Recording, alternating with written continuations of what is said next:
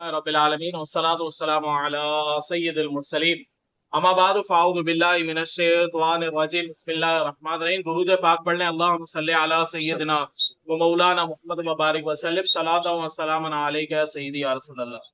آج انشاءاللہ باقاعدہ ہم شروع کرتے ہیں کتاب الطہارت میں۔ سب سے پہلے ہم نجاستوں کا بیان جو سماعت کریں گے تو کچھ ایسی اصطلاحات ہوں گی جو ہم نے پہلے کبھی نہیں سنی ہوں گی، تو ابھی جو ہم انشاءاللہ سنیں گے اور اس کو سمجھنے کی بھی جو وہ کوشش کریں گے۔ نجاست وہ نجاست ہے جس کو شریعت مطہرہ نے نجاست کا۔ سب سے پہلے نجاست کی جو وہ دو قسمیں، ایک جو نجاست حقیقیہ ہے اور دوسری جو نجاست حکمیہ ہے۔ ایک نجاست حقیقیہ ہے اور دوسری نجاست حکمیہ ہے۔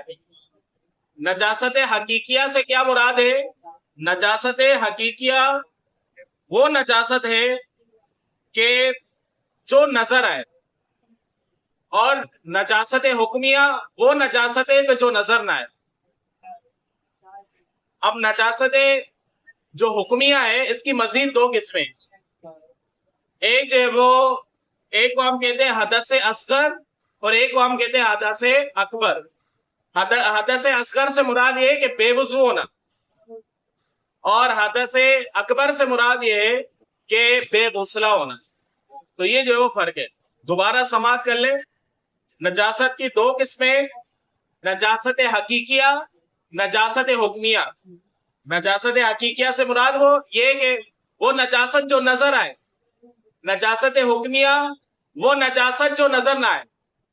پھر نجاست حکمیہ کی مزید دو قسمیں، ایک حدث اصغر ہے، بندے کے اوپر جب وضو فرض ہوتا ہے تو بندہ حکمن جو ہے وہ نجس ہے، لیکن نجاست نظر آتی ہے؟ نہیں آتی۔ بے غسلہ جب بندہ ہو جاتا ہے، غسل فرض ہو جاتا ہے، کیا نجاست نظر آتی ہے؟ بدن کے اوپر نجاست نظر آتی ہے؟ نہیں آتی۔ تو اسی لیے ہم اسے کہتے ہیں نجاست حکمیہ۔ نجاست ہمیں نظر تو نہیں آتی، لیکن حکمن جو ہے وہ کیا ہے کہ اس کے اوپر وضو فرض ہے، اس کے اوپر غسل فرض ہے۔ یہ شریعت مطہرہ کی طرف سے کہ ایک وہ ہے کہ جو نجاست نظر آئے اسے حقیقیہ کہیں گے، اور دوسری حکمیہ جو نجاست نظر نہ آئے۔ ان کی دو قسمیں، حدث اصغر، حدث اکبر۔ حدث اصغر سے مراد یہ کہ چھوٹا حدث، مطلب وضو کا فرض ہونا، اور حدث اکبر بڑا، اس سے مراد جو ہے وہ بے غسلہ ہونا، یعنی کسی کے اوپر اگر غسل فرض ہو جائے۔ دوسری قسم ہے نجاست حقیقیہ جو نظر آتی، اس کی بڑی تفصیلات ہے، وہ انشاءاللہ ہم سمجھنے کی کوشش کریں گے۔ پہلے یہ سمجھ میں آ گیا نجاست حکمیہ وہ نجاست جو نظر نہیں آئے، اس کی دو قسمیں، حدث اصغر جیسے وضو کا فرض ہونا، حدث اکبر جیسے غسل کا فرض ہونا۔ اب ہم چلتے ہیں نجاست حقیقیہ، وہ نجاست جو نظر آئے، اس کی کافی تفصیلات ہے۔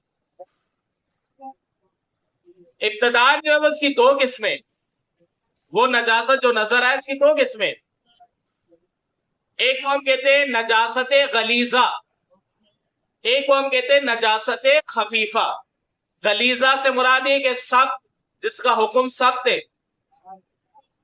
اور نجاست خفیفہ سے مراد یہ کہ ہلکا، اس کا حکم جو ہے ہلکا ہے۔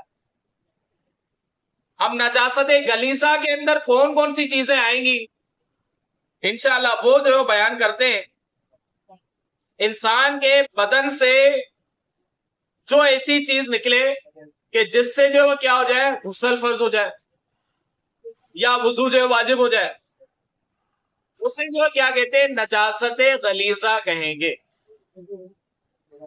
جیسے پاخانہ، پیشاب، بہتا ہوا خون، پین یہ بھی بہتا ہوا، اور منہ بھر کے، اسی طرح حیض، نفاس یہ خواتین والے معاملات ہیں، استحاضہ کا خون، منی، مزی اور ودی، یعنی انسانی جسم سے جو بھی نجاست نکلے گی جس سے جو وہ وضو یا غسل فرض ہو جاتا ہے، وہ ساری چیزیں کیا ہو جائیں گی؟ نجاست غلیظہ میں جائیں گی۔ اسی طرح دھوکتی آنکھ سے جو پانی نکلے یہ بھی نجاست غلیظہ ہے۔ یوں ہی ناک یا پستان سے دودھ کے ساتھ پانی نکلے یہ بھی جو نجاست غلیظہ ہے۔ مزید فرمایا خشکی کے جانور، خشکی کے ہر جانور کا بہتا ہوا خون، جیسے کوئی بھی جانور ہو خشکی میں، ایک ہوتا ہے سمندری جانور ہوتا ہے جو سمندر میں، ایک ہوتا ہے خشکی جو زمین پر چلتے